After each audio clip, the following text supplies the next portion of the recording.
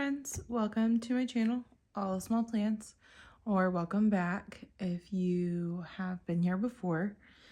Today I'm going to be showing how I make my planner covers. I've had a few questions both here and on Instagram on how I make them, so I thought I would make a little video on how I make them. So first, we'll start off. This is my February cover for my planner.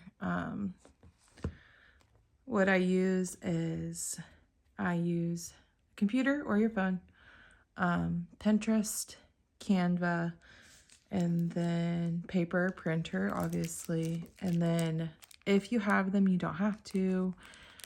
These little plastic covers from Daiso. These are the ones I use. You don't have to use these. You could just use whatever, or you don't even need them. But that's what I use, and a hole punch as well. So first I'll kind of just go over what this looks like, and then I will show you my Pinterest Canva on how I use that, and then I'll show you what I do after I print it from after making it. So first this is the cover. I've just hole punched one of these sheets. I'll take one of these out to show you. It's just a clear plastic, sort of like a folder thing. It's just clear plastic and has an opening. And so what I do is I hole punch the side that is opened, and you can either hole punch and put it through your rings where they're opened at, like right here, if you can see that, right there where it opens, like open the rings and then slide it through and around, or you can hole punch and make little slits and then just push it down in there. Either way works. I did choose to do it the closed side, not hole punched, because it's a lot easier. The paper doesn't slip out as easy. So this is mine. I have hole punched it, and inside I open from the top, and I can slide any papers, covers in there that I want. And it works great for me. I've done it both ways, where I have, right now this is not cut on those holes to come out, but I've done it both ways. For example, this is like a smaller one, and I just hole punched it, and then I cut little slits to where I can push it in or take it out if I want to. So this is the cover. I've made the image on Canva, like I said, and I will show you that now. So I like to begin in Pinterest. I go through Pinterest and I'm looking at images that I would like to put into my planner. Right now it's February, so I would search February, just the word, and it'll pop up images. You can kind of search for whatever you would like. Whatever you're looking for, it's February right now, so I'm looking for February. Then I'll just kind of pick an image that I think is cute, and I will just click it. I'll save it to a folder I have created on my computer. This one I have named Planner Covers, and as you can see, I've already downloaded a few, just so that I have them. So I'll just save that into a folder along with other images. After I have those downloaded, you can always just find more. This one was cute Diet Coke. I thought I would just add that, and You just search through there, download your image. After you find what you really want, which there are many options on Pinterest. That's why I like to go there to look for different art.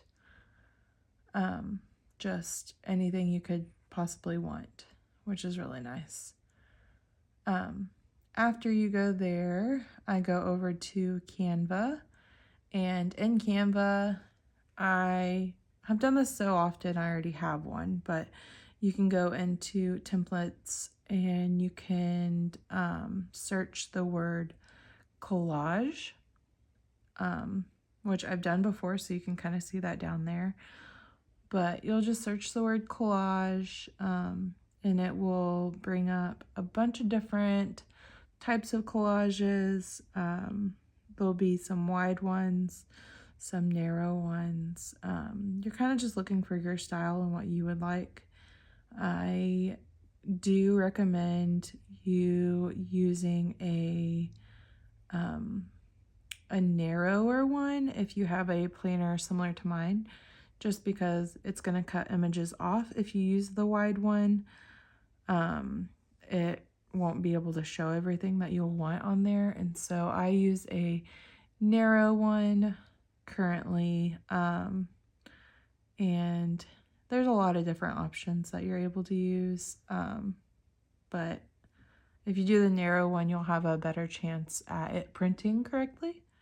And so, like I said, I have done this many times. I think I started in October of last year of making planner covers.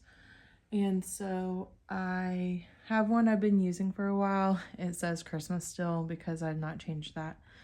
Because I did rename it at one point in time. So this is it. I've used the same one for a while. As you can see, there's a bunch of different images I have on there. And you are going to be able to just change those. So in order to change them, you have to go upload the photos you have downloaded onto your desktop folder. So whenever you go upload, make sure you get over to your folder or wherever you have them saved in your computer or on your computer. And you're just going to download those ones that you picked from Pinterest after you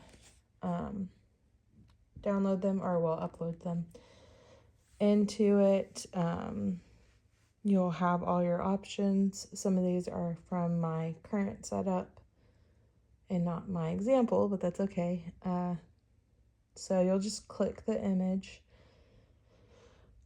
that's over there, and you will be able to drag that image to wherever you would like it in your collage. Now you're going to be able to hover it over each image to see what looks best.